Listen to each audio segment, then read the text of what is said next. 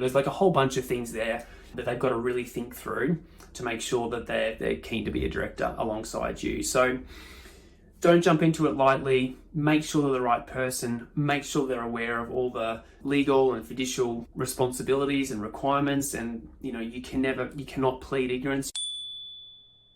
Hello everyone, Josh here. Welcome to another episode of the Ignite podcast. Now today, I want to talk to you about bringing on another director into your business. I want to walk you through the process, things to think about, all that type of thing. This topic's been prompted just fresh off a training call with our boardroom members. We were on a mastermind group for business owners doing 2 million plus, and this topic came up today at one of our incredible clients or incredible boardroom members is looking at bringing on another director into their business. And so we've done a lot of content. We talk a lot about bringing on next-gen shareholders into your business, but we haven't actually talked too much about bringing on other directors into your business. So I just wanted to kind of walk you through the process today, what to think about, how to go about it, and just some things to kind of think through. So, and I guess like anything, there's always nuances to these types of scenarios. So I very much am a firm believer of this, the concept of try it before you buy it kind of thing, which is like have people in your business, work with them for long enough to make sure that you're 100% sure that they're the right fit for either a shareholder or a director in your business. And I'm saying that because, this scenario came up today where we've got a client, there's a person he's known for his entire life. They're talking about joining forces and becoming co-directors and bringing this person into his business. And they would probably, currently looking at doing that as in coming in as a director from the very outset. So we just talked through, different scenarios and different things to think about when you're going down that path. Like I'm very much a believer of let's get people into your business. Let's work with them first. Let's see how they perform, how they treat the staff, how they conduct themselves, how they approach clients, how they work with clients, how they deliver projects, before we go down that really, really permanent, it's not permanent, but that very serious path of, directorship in your business. And so I think it's really, all things aside, like you could be having a couple of drinks with someone, and you're like, yeah, you should be a director in the business. That'd be great. We could build this thing together. But you really fundamentally have to come back to, is this person the right fit? Do I want to have them have ownership of the business? They sign up to a bunch of risk in the business too, and we'll talk about directors' requirements in a second. But you've really got to fundamentally answer that one question, which is, are they the right person? Are they the right fit? Do I want to do this with them for a very, very long time? Because I think sometimes people forget about, they get excited about the short-term things and the short-term opportunities, and yeah, that'd be great, let's work together and come on as a director.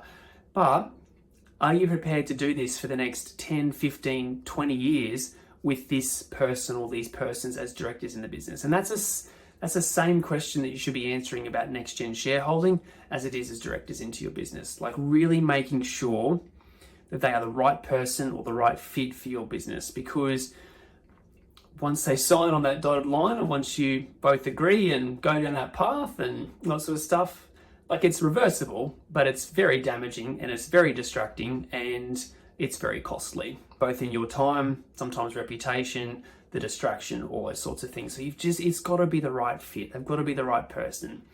And I know, like sometimes you don't have a crystal ball, you don't know what's going to happen in 10 years' time, but have you, to the best of your ability, answer that question, which is this person is 100% the right fit and this person is 100% the person that I want to, build this business alongside. So let's talk about shareholding, directorship, the differences, why you would do one over the other. Now, look, like directorship, bringing in another person as a co-director it's a big deal.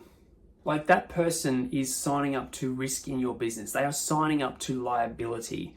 And so I think it's really important too when you're talking about, we should be directors and, you should become a director in your business. You have to make sure they understand what they're signing up to, which is if anything goes wrong, if your business gets sued, if there's some kind of liability, they are signing up to that liability. And in any kind of lawsuit or anything like that, it's not just a single director, it's all the directors of a business get hauled through the court system, told to face up, and all those sorts of things until you're proven innocent, basically. So it's a bigger deal than being a shareholder in the business, because directors have a whole bunch more responsibility around. You can't plead ignorance. Like it is assumed that as a director of the business, you are across all of the operations in the business, the financial performance. You can't just say, oh, I wasn't aware that we were trading at a loss. It's like your responsibility as a director is to be across the financials of your business. That's not a good enough excuse. So you've got employee, then you've got a shareholder, and then you've got director.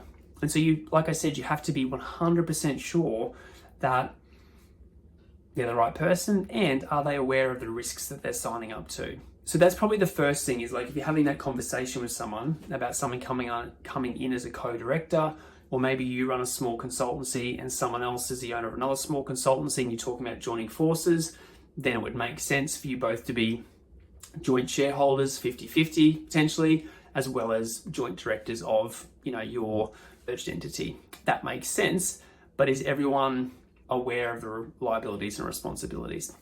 So that's probably the first thing. The second thing is the process. Don't rush into it.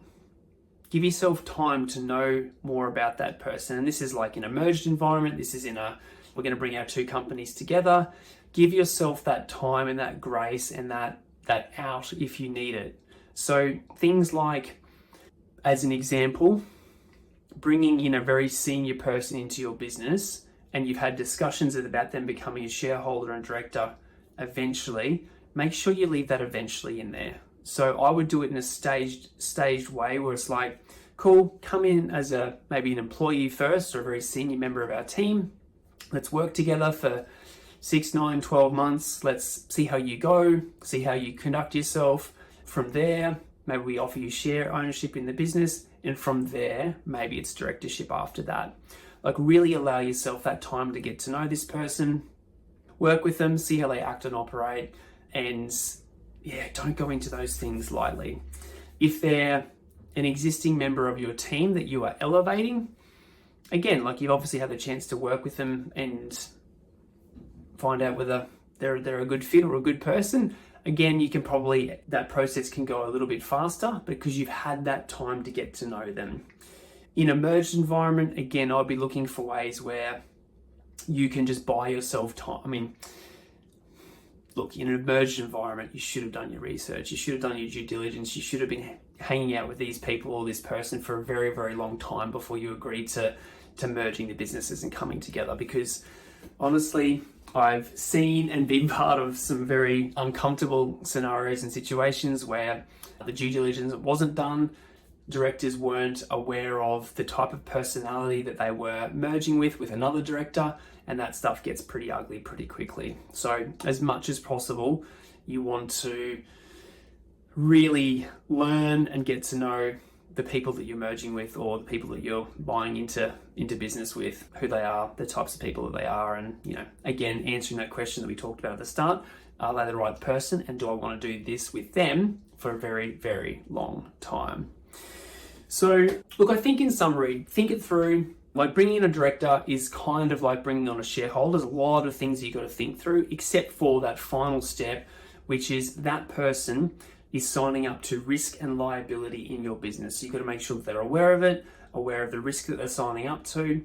There's a whole bunch of things that can happen there in terms of, they could lose their house potentially if there's a big lawsuit. There's like a whole bunch of things there that they've got to really think through to make sure that they're keen to be a director alongside you. So don't jump into it lightly. Make sure they're the right person. Make sure they're aware of all the legal and fiducial responsibilities and requirements. And you cannot plead ignorance. You have to be across and know everything there is to know about your business, because saying I don't know in a court hearing does not work. So just think it through. Make sure they're the right person. Think it through. Make sure they're aware, and you shouldn't have any problems. But just kind of wanted to record today just to highlight or bring a level of awareness to this process of bringing on another director into your business. Hope that helps. Okay, if you want to keep doing this journey on your own, we have heaps of free resources to help you do that. But if you'd like some help, if you want to build your business faster, If you want some help building more efficiency into your business, more profit, more revenue, you'd like to get some help from a bunch of people that have done it time and time again for at least 100 plus business owners, please reach out. Let's have a chat about how it can help you build your business faster through Boardroom. So Boardroom is specifically built for business owners of engineering, town planning, surveying, and architecture consultancies. That's our experience, that's our expertise, that's what we're kind of good at. So if you want some help building your business faster, please reach out. Let's have a chat about how we can help you through Boardroom. Have an awesome day.